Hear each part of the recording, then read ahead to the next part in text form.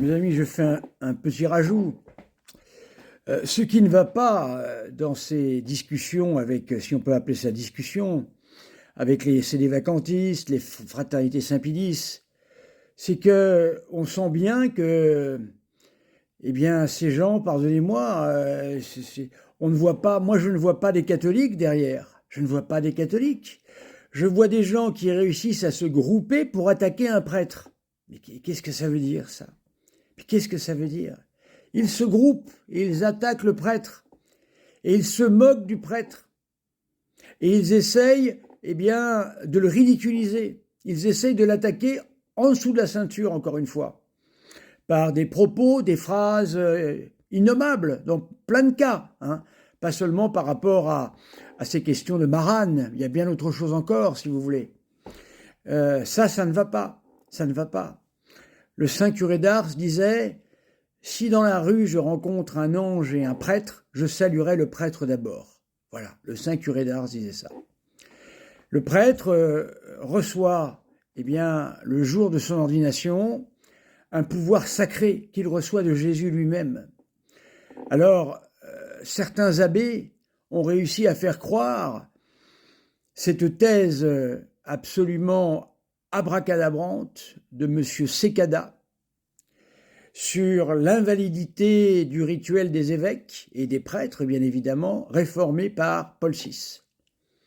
Je rappelle qu'en 2007, la Fraternité Saint-Pédis, que je remercie, a produit des vidéos très intéressantes et des textes très intéressants, remettant totalement en cause l'abbé Secada, abbé Secada qui était bien connu d'eux, car il a appartenu avant d'être CD-vacantiste à la Fraternité Saint-Pédis. C'est toujours le même parcours de toute façon.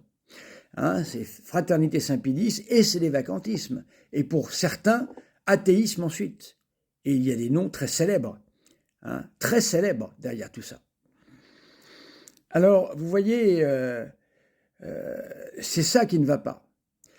L'abbé Secada a raconté n'importe quoi. C'est un homme qui apporte une responsabilité extraordinaire. Il a apporté la haine du prêtre, la haine de l'évêque, la haine du pape. Quand on voit qu'on ose appeler le pape Benoît XVI l'abbé Ratzinger, vous vous rendez compte? L'abbé Ratzinger, tout ça à cause d'un petit abbé qui n'a pas tenu à la Fraternité Saint-Pédis et qui s'est retrouvé chez les vacantistes et qui a raconté n'importe quoi. Il n'avait aucune compétence. Alors, je vous renvoie, j'ai fait des vidéos sur la question pour démonter ces théories, et je vous renvoie bien évidemment à ce qu'a publié les dominicains d'Avrier, que l'on ne peut pas qualifier de progressistes. Ce sont les dominicains liés jadis, je ne sais pas où ils en sont aujourd'hui, à la Fraternité Saint-Pédis. Et je vous renvoie aux très bons travaux également, bien sûr, de la Fraternité Saint-Pédis en 2007. Vous avez encore les vidéos sur la porte latine. Alors là, j'applaudis les deux mains, parce que là, ça va dans le sens de l'Église, où il rappelle que la réforme faite par le pape Paul VI est une réforme qui a repris d'anciens cérémonials d'ordination des évêques, qui ont servi pour ordonner des évêques comme saint Athanase, mes amis. Donc il rappelle, bien sûr, que si jamais ce rituel est invalide, eh bien saint Athanase n'est pas évêque. Voilà. Donc avant de dire n'importe quoi, avant de suivre aveuglément un abbé qui, je ne sais pas où il est aujourd'hui, il est mort, mais où est-il, je ne sais pas. Il est mort en dehors de l'Église, apparemment, peut-être pas, je l'espère pour lui. Hein, hors de l'Église, pas de salut, je vous le rappelle. Quand on rejette l'Église catholique, eh bien, il n'y a pas de salut. Voilà, c'est comme ça. Alors, voilà, je voudrais rappeler ça surtout. Alors évidemment, quand il y a des attaques de ce type-là, qui sont pour moi de la fumée de Satan, j'ai bien envie d'effacer ces messages, bien sûr. Mais après, ils reviennent en vous reprochant d'avoir effacé des messages, mais des messages indignes, bien sûr, totalement indignes. Comment peut-on, entre laïcs, se réunir avec une petite bande pour entourer un prêtre et, moralement, lui casser la figure? C'est ce qu'ils veulent. Alors ils se moquent de vous, ils racontent n'importe quoi, voilà, celui-là, il parle comme ça du prêtre, mais c'est indigne du sacerdoce, mes amis, c'est indigne.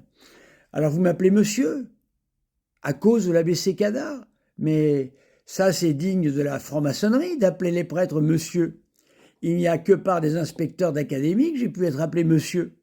Il n'y a que par des fonctionnaires d'État extrêmement laïcisés que j'ai pu être appelé monsieur. Eh bien voilà comment le démon a réussi à vous faire appeler des prêtres monsieur. Formidable réussite de sa part. À cause d'abbés qui ont, eh bien, perdu la tête d'une certaine manière et vous entraînent dans leur folie. Voilà. Jusqu'où irez-vous pour les suivre? Jusqu'où irez-vous pour suivre l'abbé Laffitte, par exemple, et autres, et consorts? Jusqu'où irez-vous? Voilà. Je rappelle qu'il y en a eu qui ont voulu collaborer avec l'abbé Laffitte et qui se sont arrêtés. Pourtant, ils ne sont pas du tout de mon côté. Ce sont les CD-vacantistes aussi. Donc, renseignez-vous, mes amis, avant de canoniser des gens de leur vivant. Faites attention. Voilà. Moi, je refuse, je n'aime pas tellement les louanges, tout ça. On n'aime pas ça, normalement. Voilà. Donc, renseignez-vous. Voilà. Il y a un personnage dans le milieu CD-vacantiste avec lequel je ne suis pas d'accord, qui s'appelle Livernette, Joanne Livernette. Eh bien, allez voir ce qu'il dit de l'abbé Laffitte. Allez voir, mes amis, allez voir. C'est pas moi qui l'invente. Voilà, c'est pas moi qui l'invente. Alors moi, on me tape en dessous de la ceinture régulièrement. Là, je ne tape pas en dessous de la ceinture, je dis une réalité. C'est tout. Donc, renseignez-vous. Voilà, renseignez-vous. Merci.